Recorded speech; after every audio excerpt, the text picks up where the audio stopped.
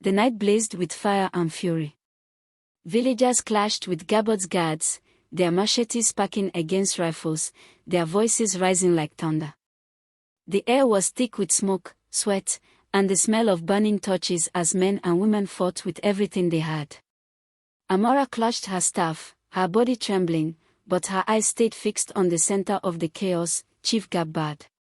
He swung wildly, striking at anyone who dared approach, his heavy gold chain bouncing against his chest, his abode torn and stained. "Hold him!" Chik roared. 2 men lunged, tackling a guard to the ground. Another villager swung his club and sent Gabbard's wristwatch flying into the dirt. The once proud chief stumbled, his face twisted in rage and disbelief. "You peasants dare touch me," he bellowed. "Do you know who I am?" "Yes," a woman shouted back, her voice carrying over the battle. "You are the thief of daughters." The words struck like arrows. The crowd roared in agreement, their voices shaking the trees. Gabbard swung his fist at Amora, but she sidestepped, her staff rising with instinct. She slammed it against his knee. He cried out, collapsing onto the red earth. Dust billowed around him as the villagers surged closer. Chik pressed his blade against Gabbard's throat, forcing him still. "No more," he said, his voice low, steady, final. Silence rippled through the clearing. The guards, seeing their master on the ground, dropped their weapons one by one. Torches flickered. The drums ceased. Chief Gabbard, wealthy, feared, untouchable, now knelt in the dirt, his abode torn, his gold smeared with blood and mud. His eyes darted wildly, but no rescue came. Amora stepped forward, her staff trembling in her grip. Every bruise, every slap, every insult from Mama Shade, every moment of terror burned inside her chest. She met his gaze, her voice soft but sharp as steel. "You said I belonged to you. But tonight, everyone sees the truth. You never owned me. You never will." The villagers roared, their voices a wall of defiance. Gabbard's shoulders sagged, his mouth opening but no words coming out. For the first time, Amora saw fear in his eyes. Chik lowered his machete, looking to her. "What happens now?" The villagers turned too, waiting. The choice hung heavy in the air, not Chik's, not theirs, but hers. Amora's heart pounded. She knew in this moment, she wasn't just a girl running anymore. She was something more. The silence thickened as the villagers looked to Amora. Even the night seemed to hold its breath. Gabbard knelt in the dirt, his once commanding figure reduced to a trembling shadow. His lips quivered, but pride still chained his tongue. Amora's chest rose and fell, her staff steady in her hand. She thought of the nights she had wept, of Mama Shade's cruel whispers, of the way Gabbard's gaze had always lingered like a predator circling its prey. Anger surged, hot and sharp, but it was not the only fire inside her. She stepped closer, her bare feet sinking into the soil. "If I strike him down," she said, her voice carrying over the crowd, "then I am no better than him." His power came from fear, from violence. Ours will come from justice. The villagers murmured, some nodding, others frowning. Chik's blade pressed a fraction deeper against Gabbard's skin, a red bead sliding down. Amora raised her hand. "Let him live. But let him live without his crown, without his gold, without his throne. Let him live as the man he truly is, small, weak, and stripped of every honor he stole." A roar erupted from the people. They surged forward, yanking the chains from Gabbard's neck, tearing the fine cloth from his body until he was left half bare, humiliated in the dirt. His eyes burned with hatred, but the tremor in his hands betrayed his defeat. Chik finally lowered his machete, his gaze on Amora filled with something new, respect. "You've spoken," he said quietly. "And we will honor it." The villagers dragged Gabbard toward the edge of the compound, spitting at him as they passed. For the first time, the chief was not followed by servants or praises, but by curses. Amora stood still, her staff heavy in her hand, her breath unsteady. The firelight bathed her face, and though her body trembled, her eyes were unyielding. In that moment, the people saw not just a girl who had once been prey, but a woman who had become their voice. Mama Shade, standing at the edge of the crowd, covered her mouth with her hand. Her eyes were wide with something Amora had never seen in them before: fear, yes, but also awe. The drums began again, slower now, deeper, like the heartbeat of the land itself. And with every beat, Amora felt the weight of her choice settle over her shoulders. She was no longer just Amora. She was the one who had broken the chain. The morning after the battle, the village felt different. Smoke still curled from the torches, ashes scattered across the compound, but the air was lighter, as though a storm had finally passed.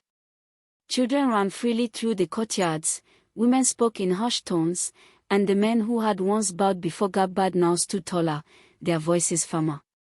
Amora walked among them, her staff in hand, the villagers' eyes following her with quiet reverence.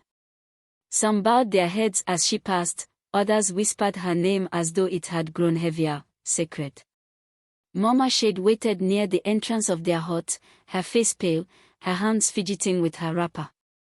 When Amora stopped before her, silence stretched between them like a taut rope. "You," Mama Shade's voice cracked. "You brought shame to this family." But her gaze faltered, and for the first time, she did not finish her insult. Instead, she lowered her eyes, the sharpness in her tongue gone. Amora studied her. All her life, Mama Shade had been her warden, her tormentor, her shadow. And yet, in this moment, she looked small, shrunk by the weight of what Amora had done. "You always wanted me silent," Amora said softly. But silence is what allowed Gabbard to rise. "No more." Mama Shade's lips trembled. She wanted to argue, to scold, but the words never came. She only turned away, muttering something under her breath, her shoulders sagging. Chik appeared at Amora's side, his machete still strapped to his back, his presence solid and reassuring. "The people are gathering," he told her. "They are waiting for you. Waiting for me." He nodded. "You chose justice last night. You showed them courage. They want to hear what comes next." Amora's heart stuttered. She had fought for survival, for freedom, but she had not thought of what came after. And yet, as the drums began to sound again in the distance, she realized the battle had not ended with Gabbard's fall. It was only the beginning. She lifted her staff, drawing a steadying breath. "Then let's go," she whispered. Chik smiled faintly, pride flickering in his eyes. Together, they walked toward the center of the village, where a new dawn awaited, not ruled by fear, but by the strength of those who had broken their chains. The villagers crowded into the square, their faces lit by the pale glow of dawn. Some leaned on walking sticks, others clutched children to their sides, all of them waiting. For years, they had bowed to wealth and intimidation, to men like Gabbard who bought silence with fear. Now their eyes rested on Amora, thin, bruised, her wrapper torn, but standing tall with a staff gripped firmly in her hand. She swallowed hard. The silence pressed in, expectant, almost suffocating. For a heartbeat, she felt like the little girl who once cowered at Mama Shade's voice, who prayed nightly for deliverance. But then she remembered the flames, the chants, the way the people had risen when she struck first. She was no longer that girl. "My people," Amora began, her voice trembling at first. "Last night, you saw with your own eyes what happens when fear rules us. Chief Gabbard thought he owned me. Mama Shade thought she owned me. But no one owns another soul." A murmur rippled through the crowd. Heads nodded. She lifted the staff higher. "We are not goats to be sold in the market.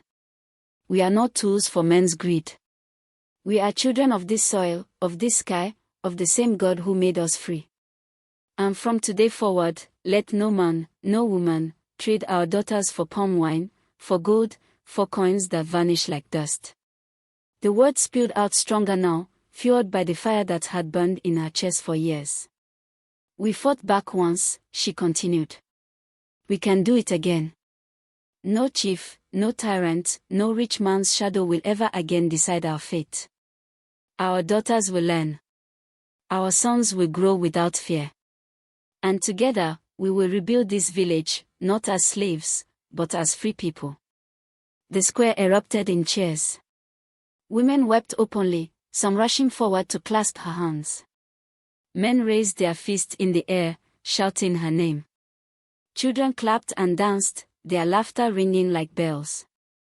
From the edge of the crowd, Mama Shade watched silently, her jaw tight, her eyes unreadable. Chik stepped forward, his gaze locked on Amora, pride shining openly. You heard her, he roared to the villagers. Last night was proof, when we rise together, no man can break us. The crowd roared louder. Amora's chest rose and fell, her heart pounding. For the first time in her life, she wasn't hiding. She wasn't running. She was leading. And deep inside, she knew this was only the beginning. The following days unfolded like the slow opening of a new dawn.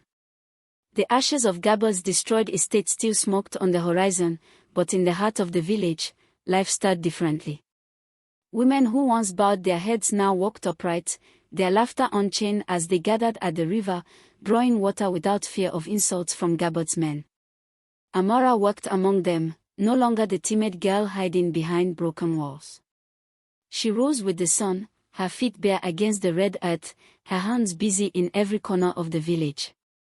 She sat with the elders beneath the Iroko tree, listening as they debated rebuilding the broken schoolhouse.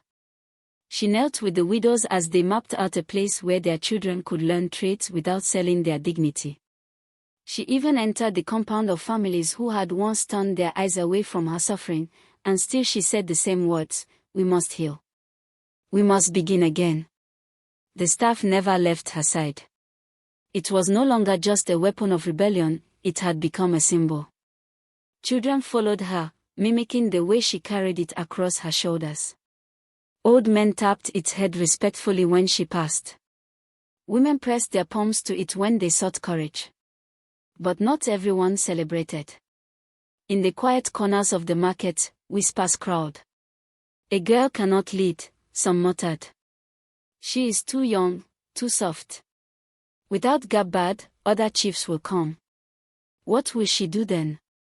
Amora heard the whispers. At night, when the fires burned low and her body ached from the day's labor, doubt gnawed at her chest. She would stare into the flames, remembering Mama Shade's venom, Gabbard's threat, and wonder if she had only bought the village a moment of peace before another storm. It was in one of those nights that Chik found her by the fire, sitting with her knees pulled to her chest. He placed a calabash of palm wine in her hands and sat beside her.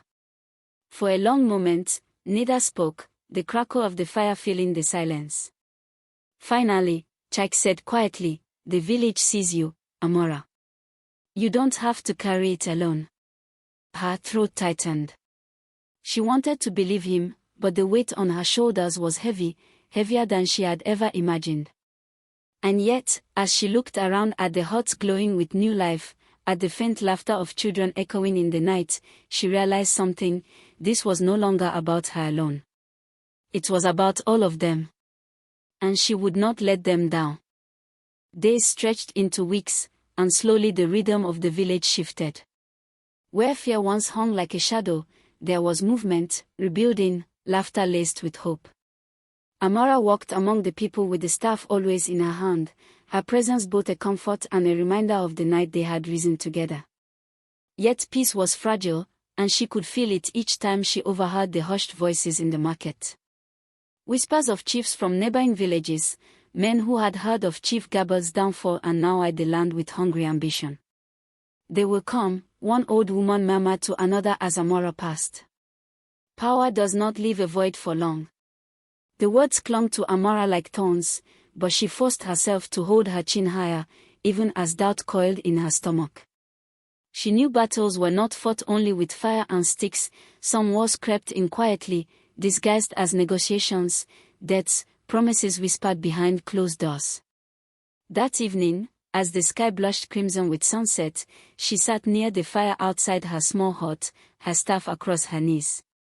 Children played nearby, their giggles floating through the dusk, and for the first time she felt the weight of both her triumph and the burden it carried.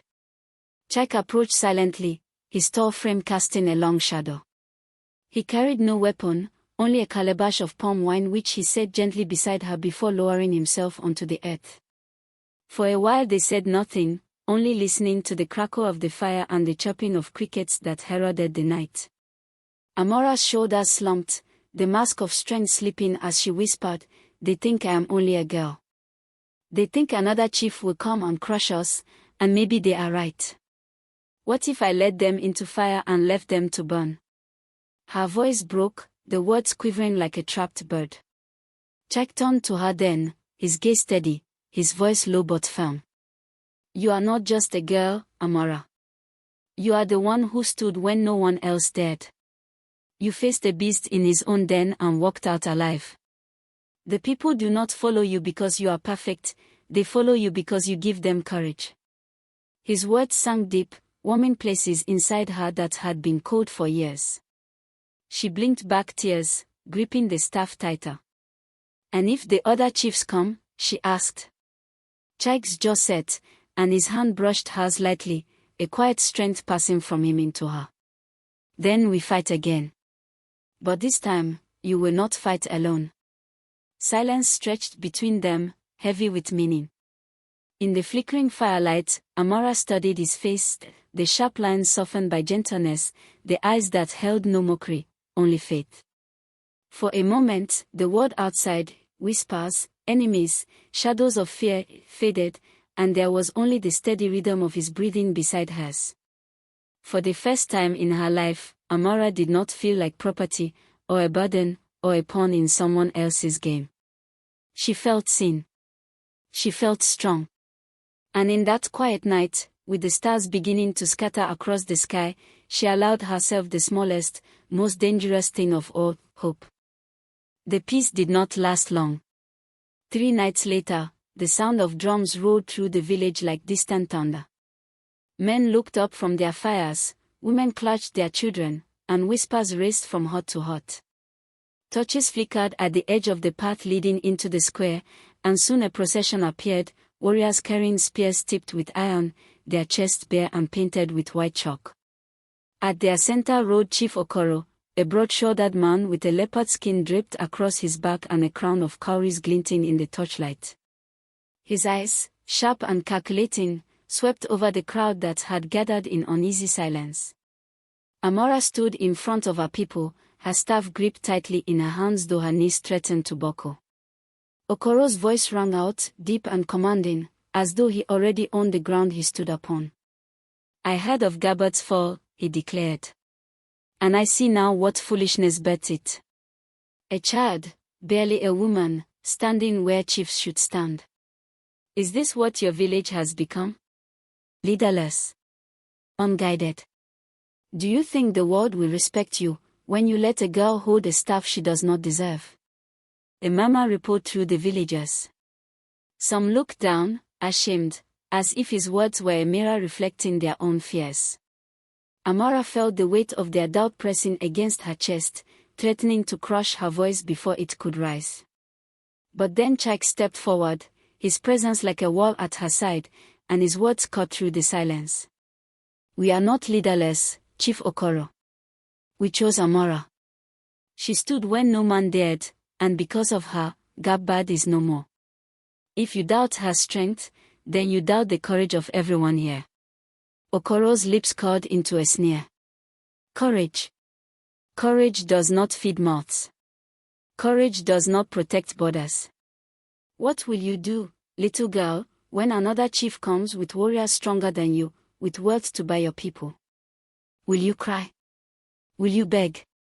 The villagers shifted uneasily, their eyes darting between Okoro and Amora. Her throat tightened, fear clawing at her, but she forced herself to lift her chin. The staff felt heavy in her grip, yet it pulsed with the memory of that night, fire, chants, resistance. "I will not beg," Amora said, her voice shaking at first, then growing firm. I will not sell my people, and I will not bow to men who think power is bought with fear. If you came here to frighten us, you have wasted your steps.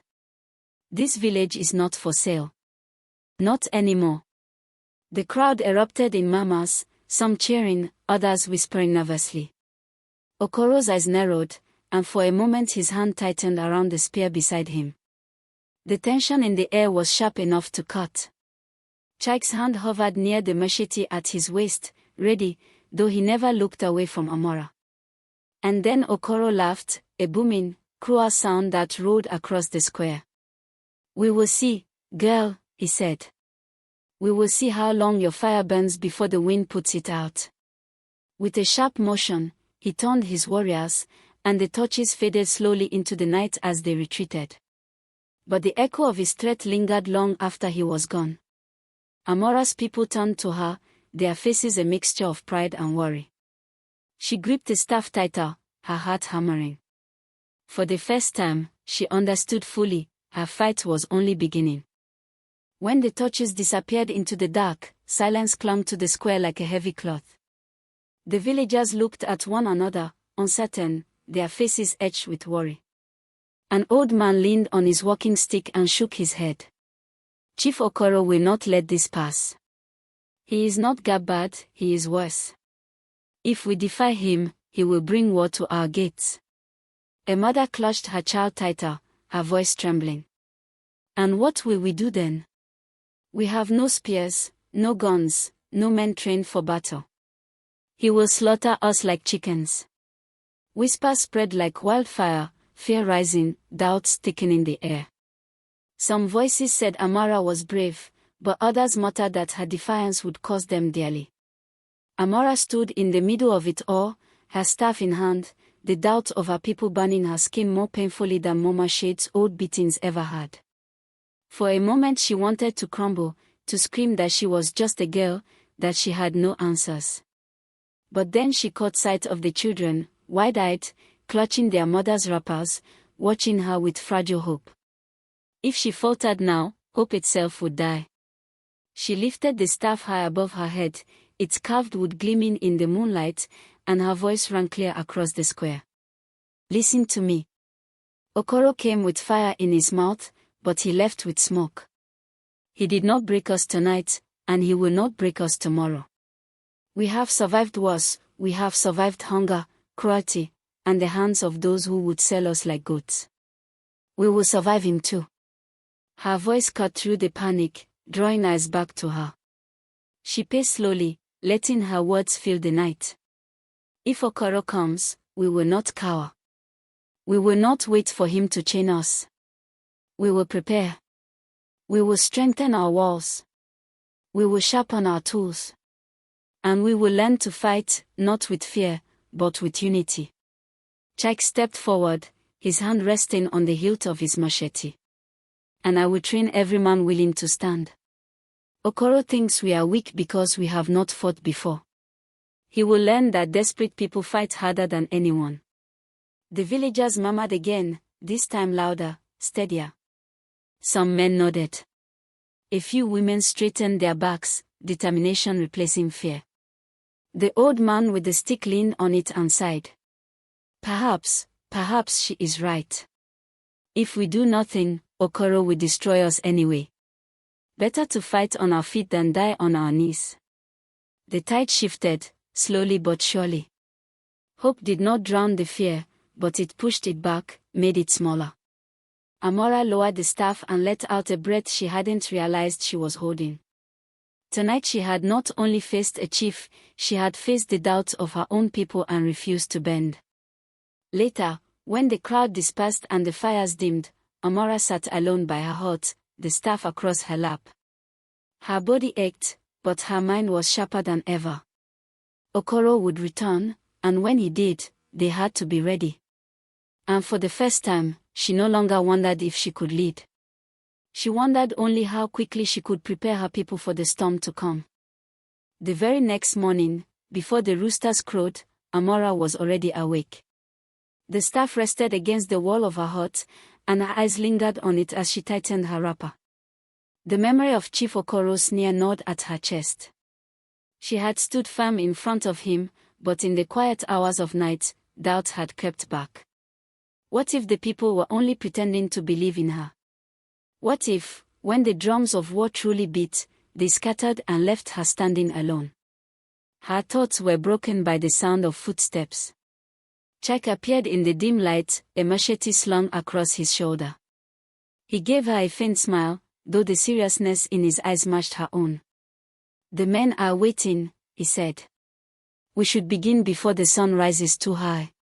Amora nodded, pushing her fear aside, and followed him to the edge of the clearing where the old Yamba once stood. There, a dozen men gathered, farmers, hunters, and even a few boys barely old enough to carry a blade. Their faces bore no polish of trained soldiers, but there was determination in their eyes. Chik raised his machete. "From today, this village will not be prey. We will train with what we have: spears, sticks, knives, even farm tools. Okoro thinks we are soft. We will show him we are not." He backed the first orders, showing the men how to hold their weapons, how to form a line, how to move as one instead of scattering like frightened birds. Sweat quickly glistened on their brows, grunts and shouts echoing into the morning air. Amora stood to the side at first, her staff clutched tightly. But as she watched, her chest tightened with pride. These were the same men who had once lowered their eyes when Gabbard passed. Now they stamped their feet in unison, their voices rising, their fear slowly transforming into something stronger. Yet even as hope stirred, Amora's mind raced with questions. Could farmers truly stand against seasoned warriors? Could a village of women and children survive the storm Okoro promised? Her hand tightened around the staff until her knuckles turned white. Chik seemed to notice. During a pause, he came to her side, sweat dripping from his brow. "You're thinking too much," he murmured. "Courage is not about knowing we will win, it's about fighting even when we fear we might lose." His words sank deep. Amora exhaled, her shoulders relaxing slightly. She looked at the men, then at the women gathering water nearby, children chasing one another through the grass. For them, she would not falter. "Then let us train all," she said firmly. Chik blinked at her. "Not just the men. The women, too. Even the older children.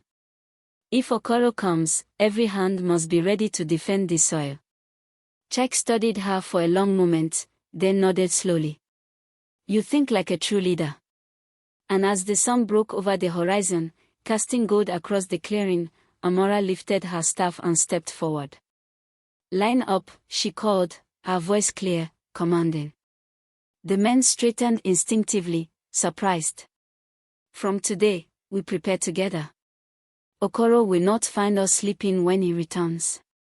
The villagers roared in response, the sound rolling across the field like thunder. But deep inside, Amora knew the real test was still to come.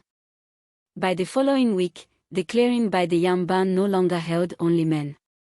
Women gathered in groups, their wrappers tied high around their waist, pestles and sticks gripped firmly in their hands. Some came hesitantly at first, giggling nervously, but when Amora raised her staff and stood among them, their laughter turned to focus. Even children lined up, their small hands clutching wooden rods Chik had carved from palm branches. The sight stirred something deep in Amora. This was no longer training for a fight. It was the rebirth of a people who had once been told they were powerless. Chik moved among the men, demonstrating footwork, how to swing a blade with precision instead of wild strength. Amora trained beside the women, showing them how to thrust their pestles like spears, how to strike low and fast. "Your strength is not in muscle," she told them, her voice carrying across the clearing. "It is in your courage and in your unity. When you stand together, no man can break you." The sound of stamping feet echoed as lines formed, men pounding their machetes into the earth in rhythm, women driving their pestles down with the same force, children mimicking every move with wide eyes and shrill shouts. The rhythm roared like thunder, the earth itself trembling beneath their united steps. By midday, sweat gleamed on every brow, but no one stopped. The older women who had once whispered doubts now swung their sticks with fierce determination. Boys who had never held more than a fishing spear shouted war cries as they jabbed at invisible foes. Even little girls, their hair tied in braids, struck the air with wooden rods, their faces lit with fire. Amora moved among them, her staff raised, her voice steady. This is how Okoro will find us, ready, strong, unbroken. He may have warriors, but we have something greater. We fight not for wealth, not for land alone, but for our lives, our children, and the generations to come. The clearing erupted in cheers, a chorus that roared into the village like a promise. People in distant huts paused their work, listening, their doubts slowly melting into belief. For the first time, the village was not waiting for rescue. They were becoming their own salvation. That evening, when the training ended and fires were lit across the compound, Amora sat with Chik at the edge of the clearing, both of them too exhausted to speak. The sky burned orange and purple, and the air smelled of roasted yam from the women's fires. For a moment, Amora closed her eyes and let the sounds of laughter and chatter wash over her. But beneath the peace, she knew war was drawing closer. And she prayed silently that when it came, their new courage would be enough. Far away from the village, deep within the dense forest, Chief Okoro's camp was alive with the crackle of fire and the clang of weapons. His warriors moved like shadows among the trees, sharpening their blades on stones, tightening leather straps around their wrists, and whispering of the riches that awaited them once Okoro unleashed his fury on the small village that had dared defy him. Okoro himself sat on a carved stool draped with leopard skin, his frame towering, his eyes gleaming with a hunger that was more than power, it was vengeance. The news had reached him days earlier. Gabbard was dead, slain not by a rival chief, but by a girl. At first, he had laughed, dismissing it as the desperate tale of broken men. But when more whispers carried the same story, that the girl wielded a staff, that she rallied the weak and turned them into fighters, his laughter hardened into silence. Now he stood before his men, raising a massive sword streaked with patterns of dried blood. His voice thundered across the camp. Do you hear me, warriors of Okoro? A village led by a woman dares to defy our ways, to spit on the power of chiefs and men. Will we allow such shame to spread? The warriors roared back, stamping their feet against the earth until the ground shook. We march at moon's rise in 3 nights. Okoro declared, his chest heaving, his teeth flashing like the edge of his blade. We will tear down their walls, burn their huts, and drag that girl to my feet. She will know what it means to mock Okoro. The men howled in agreement, raising their weapons high. Sparks from the fire danced into the night sky, as if carrying the promise of destruction toward Amora's village. But in the shadows, not all shared Okoro's zeal. A younger warrior, barely older than Amora herself, shifted uneasily. He had heard the tales more closely, how the girl had stood against Gabbard, how her people now trained as one. Something in him whispered that this war would not be as easy as Okoro believed. And so, even as the chief's warriors prepared for blood, doubt crept silently into the night, a seed that would grow when the clash of steel finally came. That night, the village was restless. The drums had been silenced, the fires burned lower than usual, and even the crickets seemed to hold their breath. Amora sat beneath the great Iroko tree at the heart of the compound, the staff resting across her knees. The moonlight bathed her face in silver, but the weight in her heart made her feel heavier than stone. Around her, the elders murmured, their faces lined with fear they tried to disguise as wisdom. Mothers clutched their children close, and young men sat sharpening hoes, machetes, and spears, their eyes darting often toward Amora as though she held the answer to everything. She lifted her gaze, meeting them one by one. I know what you fear, she said softly, her voice carrying across the circle. Chief Okoro will come.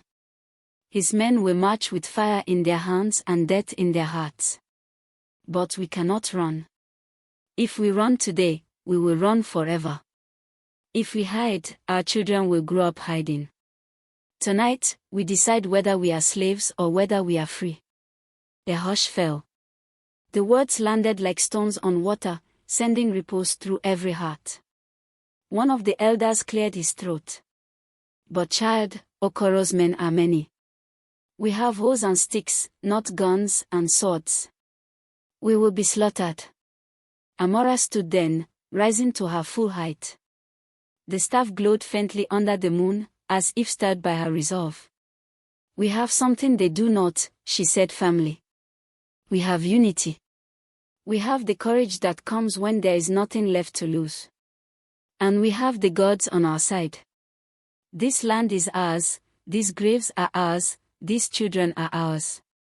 If we fight with everything we have, even Okoro will bleed. A murmur of agreement spread, quiet at first, then stronger. Young men straightened their backs. Women nodded, determination burning in their eyes.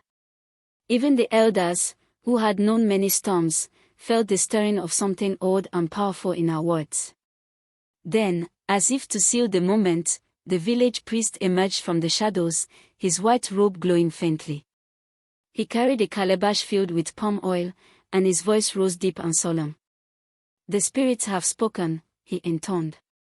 The blood of the innocent cries from the earth, and the gods have answered. Stand firm, my children. The staff in Amora's hand is not only wood, it is justice. Protect her, and she will protect you. The people bowed their heads, some weeping, others clenching their fists. The fear was still there, but it no longer ruled them.